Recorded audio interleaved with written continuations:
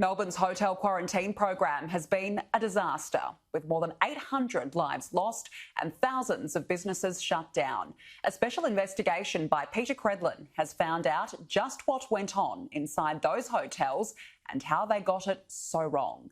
A security subcontractor who worked at Melbourne's Rydges Hotel spoke exclusively to the Sky News host after his comprehensive evidence was not referred to by the Coates inquiry. His name is Andrew McLean, and he owns Elite Protection Services. Andrew, thank you for speaking to us. I have to say you've put some very comprehensive legal papers into the Coates inquiry.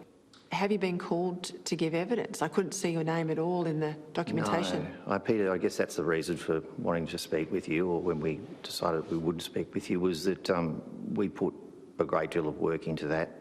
And no, we weren't called, and the really relevant documentation hasn't been referred to. Amongst the many pages of material that Andrew McLean gave the Coates inquiry was a report about those meat workers.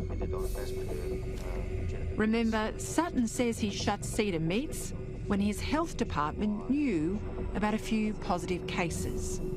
But in McLean's paperwork, he reports at least 6 coronavirus cases from the abattoir arriving at Rydges on the 22nd of April, 1 full week before Cedar Meats was closed down by Brett Sutton.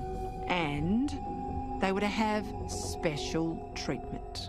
This is the first time you've had someone domestically, let's call it, come into your hotel infected. Yes. And they turn up with a health direction, and I've got the health direction, signed off by the then Deputy Chief Health Officer Annalise Van Diemen, that gave them rights that were different than all the other guests you had in the hotel. Tell us about that.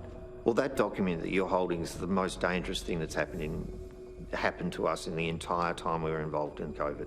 That document basically shut down every single policy we'd put in place about safety, because it basically is a voluntary quarantine policy. So if a quarantine guest goes to leave, my guard calls the police, they're apprehended and arrested. If a Cedar Meats work person decides they're going to leave, we call the police, they show that document, the police can't touch them.